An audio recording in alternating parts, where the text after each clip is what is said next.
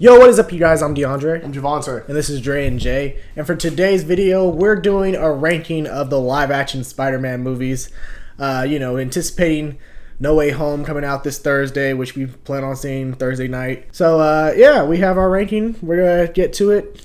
It's going to be really quick. We're not going to try to make this video too long.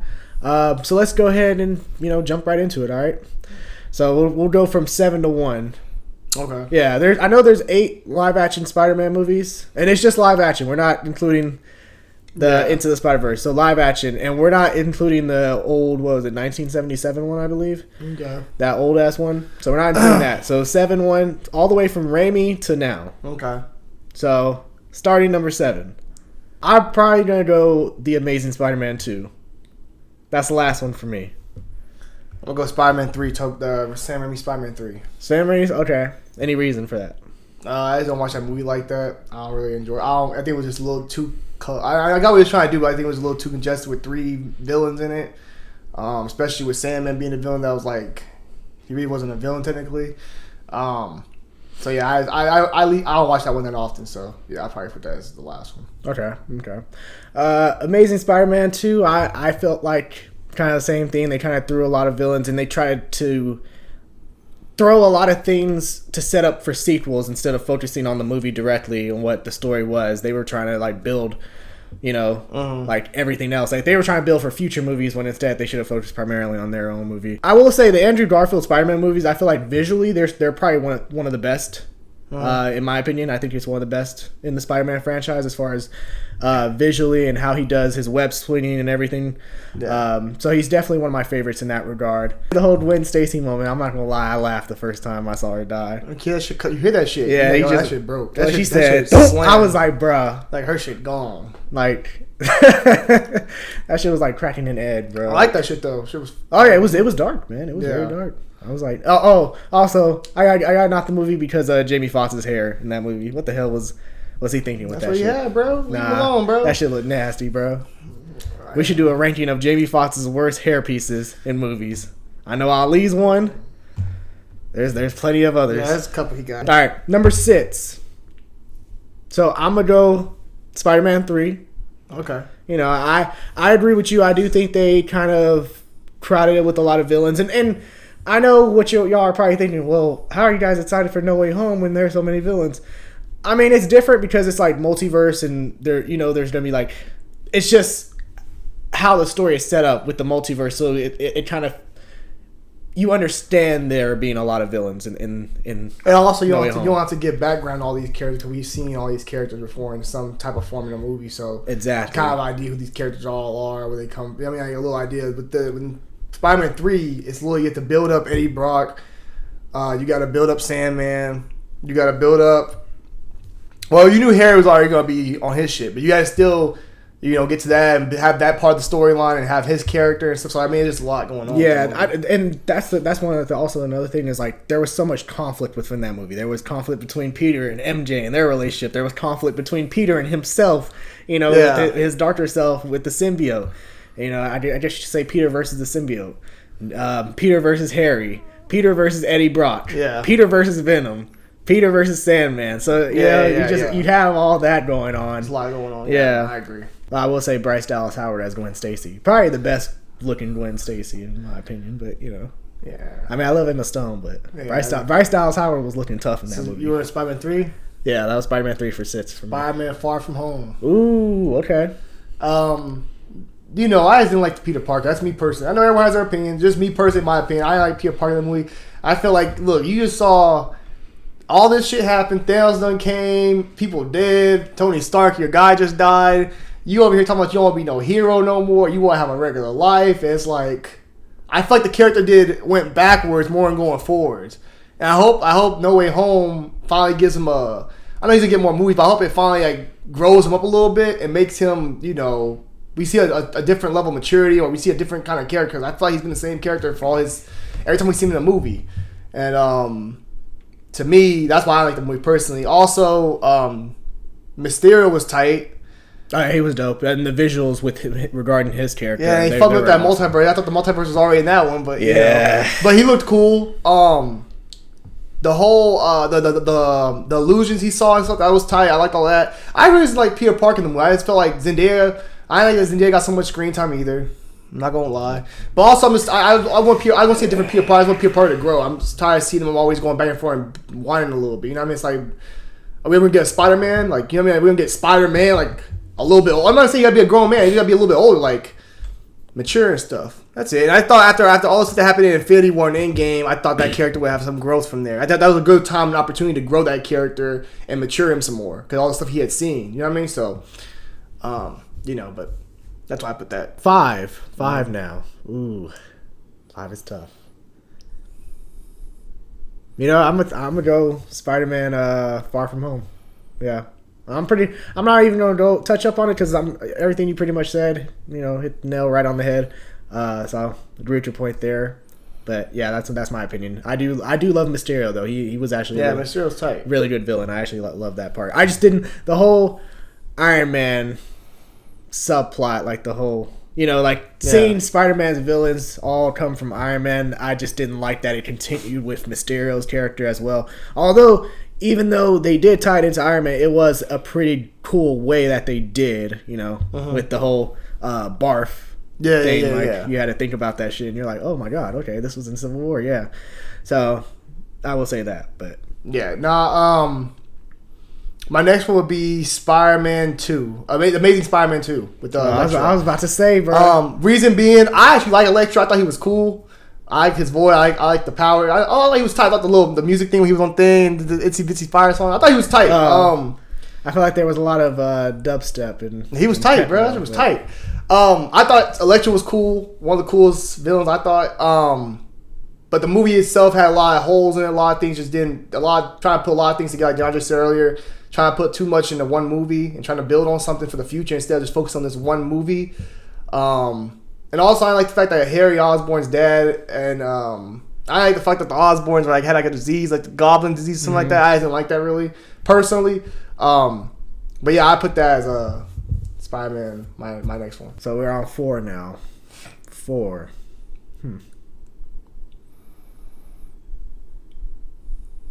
Okay, I'm probably gonna go with the Amazing Spider-Man.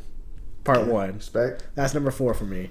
I actually really liked Andrew Garfield's first movie. I liked his relationship with Gwen Stacy. I actually thought it was really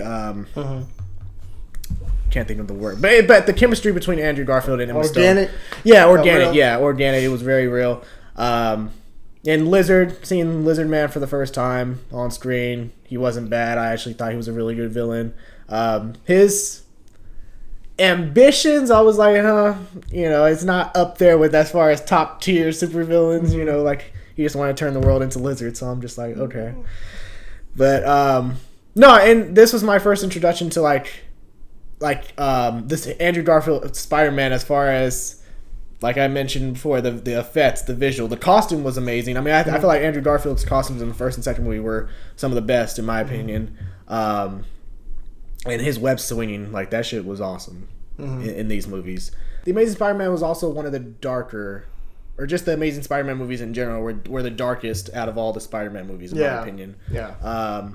I also felt like I really liked Aunt May in this version. That scene with him coming home and he's all like, "Go to sleep, Aunt May," and she's like, "I can't sleep." And, there's just a lot of really emotional levels within this film that I actually really enjoyed. And just seeing the city of New York, because you see in this movie, the city of New York is really skeptical of Spider-Man. They're not like how the other movies were, where they're receptive of him right from the start. It takes time, and then you see at the end finally, and I like that scene with the construction workers, and they're like, "Oh, okay, let's help them out," and they put those cranes together. Yeah. And I really like that. I really like the city of New York coming together for him finally at the end. It wasn't just, oh, okay, right when this man comes on screen, okay, we like this guy. No, it took a while, and especially because one of the construction workers' son was in that bridge accident. So for sure. It was one of those just homegrown moments. For me, number 4 would be Spider-Man: Homecoming. That movie, I came into a lot of hype, after seeing Civil War, getting my first taste of Spider-Man. And, it was cool. I thought it had a lot of comedic moments. It was fine. I had no problem with me in high school. Vulture, one of the best villains in the MCU for sure. I liked Vulture. I like my man. I don't even mind Ned like that. Ned was alright. I thought he was funny at moments. My biggest problem with the Spider-Man movies so far have just been like the villains. I think the villains are I think it's very much these are Iron Man movies that just have Spider-Man in them, but the villains, the technology, stuff like that. You know what I mean? So, I don't think the movie's bad. I just don't watch it like that person. I don't think it's like one of those ones I'll go back and watch a lot of times. But yeah, it's alright. You know what I mean? It's cool. Number 3. All right, so number 3, I got Spider-Man: Homecoming. Okay. So, I really feel like this movie captured the friendly neighborhood Spider-Man. Like, it was about Spider-Man trying to be better in his neighborhood. You saw like the montage at the beginning where he's helping the old lady with directions and saving the bike. So it really captured that neighborhood Spider-Man, friendly neighborhood Spider-Man essence within the character. And Tom Holland, I feel, was really good in this movie. I don't judge him too harsh for this movie because, like, I understand, like, his first time. Either. I don't have a problem with the movie. Yeah, and just like with Spider-Man Far From Home, it's like, okay. No growth. No growth, exactly. But I really enjoyed him in this movie, and also I really liked the twist that they had with Vulture and his daughter. I thought that was an interesting twist to the story. It was bold. Yeah, it had really good moments especially with the characters, and as you mentioned with Ned.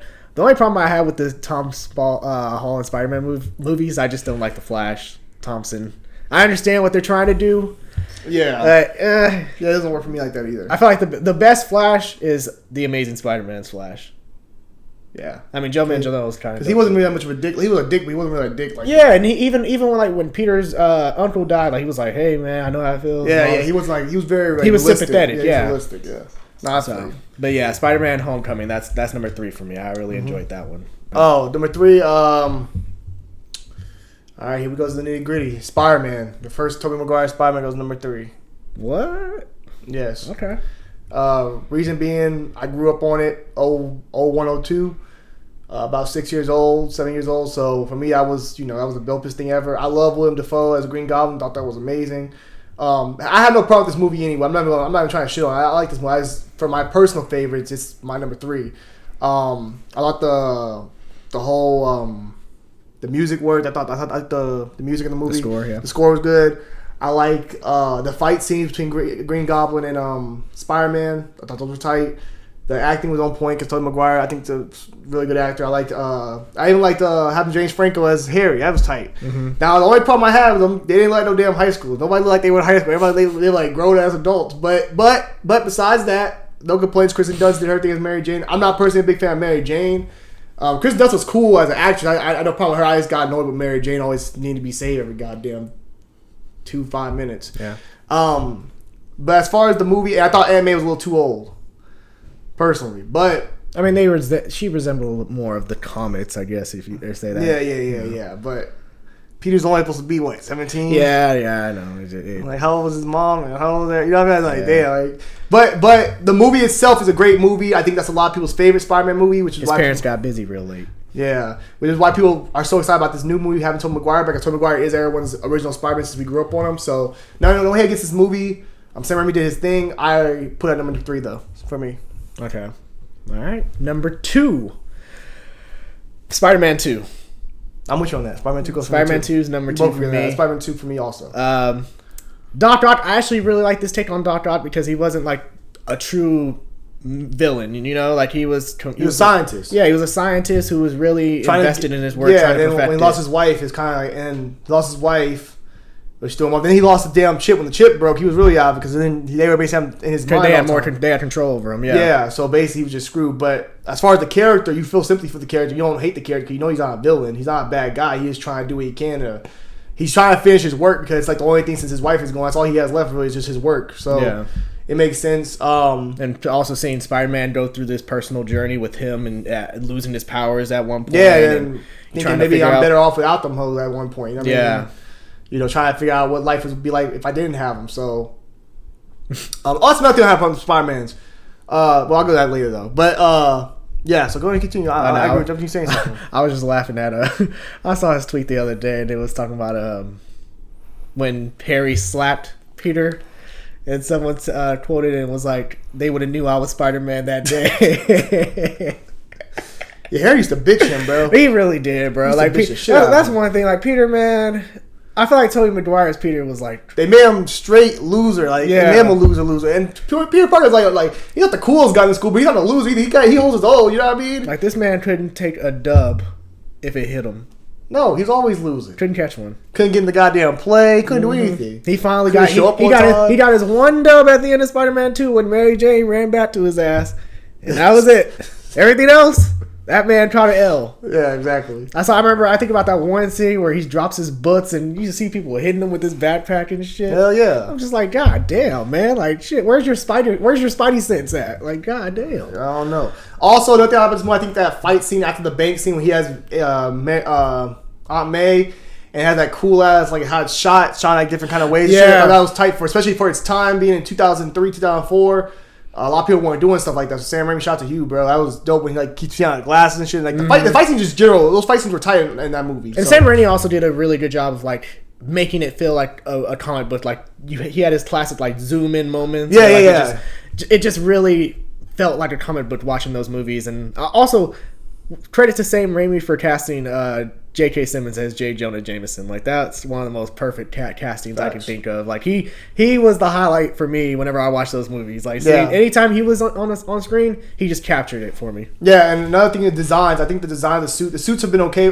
Tobey Maguire's suits are the best suits, I think, but they're good suits. But I love how his villains are done. I think Dr. Octopus looks amazing in the movie. He's tight. How he has his how his look is with the metal arm stuff. And I thought Green Goblin was tight in the movie he did with Green Goblin. Even though he had the phone, you talk about the phone posits, but the green phone posits. And even with the third movie, Sam Raimi did a great job with the design. I thought Venom just needed to be bigger. I thought he was just too skinny and too small. If they hadn't bulked him up some more, he'd been straight. They try to make him like a carbon copy of Spider-Man. Yeah. That's why I think that this failed with that part. But overall, shout out to Sam Raimi, man. That'd be my number 2 as well. Okay. All right, number 1 in our top favorite Spider-Man movies. So number 1 for me is Spider-Man, the first one, with Tobey Maguire. That's that Homer being back to childhood. Yeah, that's what that takes you. I remember Lane. Yeah, that is nostalgia. Because be honest, like Spider-Man, that was the first superhero movie that I saw in theaters. Yeah, like that I remember. Because I think I know I wasn't old enough for X-Men. I was about 4 when that came out, so I don't remember seeing that. Spider-Man, I remember seeing though. I remember seeing it. I remember exactly where I was sitting. It was all the way in the back row with Dad, you, and I forgot. It was one of our old childhood friends. But we all saw it, and I was just amazed by it, man. It was really dark, gritty, but at the same time, as a kid, I'm like, when he started getting his ass, that's kind of great. That bomb blew up. Them popping his ass. Yeah, he really was whooping his ass. So he started talking Mary Jane, and that motherfucker got serious again. He realized, this ain't the time to play. And if I had to rank which one I like better, William Dafoe's Green Goblin or Alfred Molina's Doc Ock, I'm gonna go with William Dafoe's Green Goblin. I just loved Green Goblin. I loved how he was conflicted. He had that dual personality. But I think that's what makes it better because the acting, you have to do both personalities. I really enjoyed that, and I really like you mentioned with the fight scenes. We ain't seen Spider-Man get his ass kicked as much as we saw in this movie. Oh, for sure. By Green Goblin. That shit was an ass whooping. And that wasn't just like, I'm going to start shooting shit at you. I was straight up just a hand-to-hand combat, whoop your ass. Yeah, so. You know what I mean? That shit was tight, I ain't gonna lie. I enjoyed it. I loved it. Yeah, that's just tight. For me, it's going to be easy to say because DeAndre basically explained it throughout the whole video. He kept on going back to it. The Amazing Spider-Man 1. Best Spider-Man movie for me. Really? You kept explaining it. Like you said, best Peter Parker by far so far. As far as fitting who Peter Parker was in comic book lore, he's not a nerd. He's cool, but he's not the coolest. He just has his own little swag. You know what I mean? Okay. Like that. I like the fact that he actually had some web slingers, unlike Tobey Maguire and shit. I remember that scene where he's in there. I don't think it was Kid Cudi playing. He's like breaking the web slingers or something like that. I think it was Kid Cudi. Yeah. That scene was tight. I like that. I also like Kid Cudi though. So, the villain I thought was okay. Lizard Man ain't the best villain. I'm not saying he's Willem Dafoe or Alfred Molina or anything like that. But he was solid. But the action scenes, the fight scenes were dope. Yeah. Suit looked amazing. I like the aspect of like him trying to like defend. I'm not seeing at that dinner table talking to Gwen Stacy dad and shit. He talking about how Spider-Man's damn degenerate or something like that. Yeah, like he tried to defend it. Yeah, he tried to defend him and stuff like that. Like I like that. Like like hey, maybe you're seeing from a different perspective. I liked all that. And what else would I add? I'm trying to think.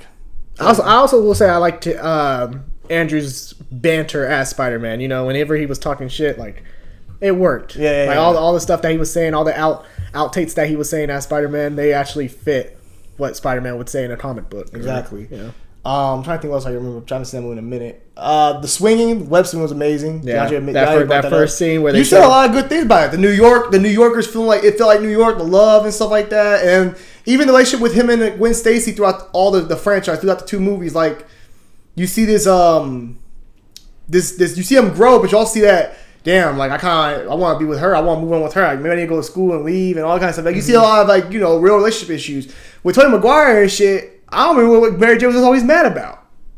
Especially after she found out he was Spider-Man. What's her biggest problem then? You know, you got a point. Tobey Maguire, she always got mad about something. Him not going to see them damn plays. That's another real Spider-Man 2, them plays were too damn long. I had not need to sit there with Peter Parker and hear Mary Jane sing the whole goddamn 20 minutes. Them shit used to be like 20 minutes. I know about 5-minute clip, but you could have showed me a minute of her singing, maybe 30 seconds, and went the fuck out. We did not need to see a whole 10 minutes worth of Mary Jane singing those goddamn operas. He's out of line, but he's right. That's facts. Peter Parker was struggling. He was over there like boring shit, and I was the same way. Yeah. But as far as like the relationship wise, Tobey Maguire, Spider-Man with Tobey Maguire, Spider-Man, and Mary Jane just didn't feel like they had real issues with their relationship. It just felt like her just nitpicking all the time. When Gwen Stacy lost her father. You know what I mean? She lost her father made his dying wish to leave my daughter alone. So he's dealing with trying to. I know I'm talking about part 2 now, but I'm just saying in general, like the Spider-Man franchise with this movies. But had to leave her daughter. He trying to figure out. Damn, I need to leave her alone. Maybe that was his dying wish. She don't know what really happened up there. And then she's trying to move on, go to college. And she wants him to be with her. He's trying to figure out what to do. I mean, I just felt like they had a relationship. It just felt a lot more realistic. Okay. Even with him trying to figure out who his parents were and going through that in the second movie. I saw that Johnny said the story just felt more. You felt more for this character. You connected more with Spider-Man.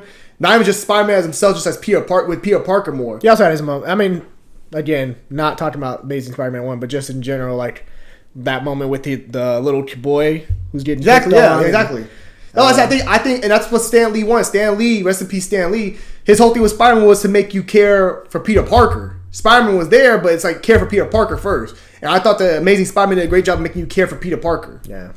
Tobey Maguire Spider-Man, his Peter Parker's cool too.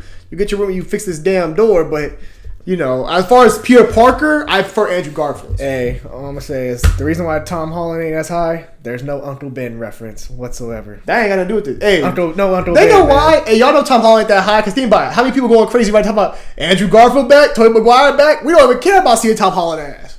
Let's get a buck. People over here saying, I'm excited to see Tobey Maguire. I'm excited to see Andrew Garfield. Nobody looking forward to see Tom Holland ass. Because we know.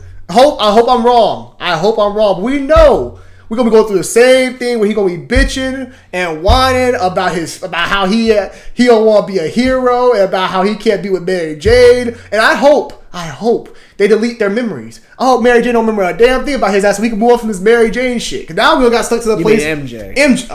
MJ, my bad, guys. Now we're stuck in this place where MJ is about the whole fact it's all about MJ ass. And this is the dangerous place we're in. I don't want Spider-Man all he cared about is fucking MJ and her, what the fuck she got going. And I don't want MJ over here like Lois Lane always involved in everything. That's the problem with Superman's ass. Lois Lane is always in the fucking situation. Sit your ass down somewhere. Same situation. Damn. Not to attack Lois Lane. I love Lois Lane. Cartoons, Amy Adams, but they always in the way.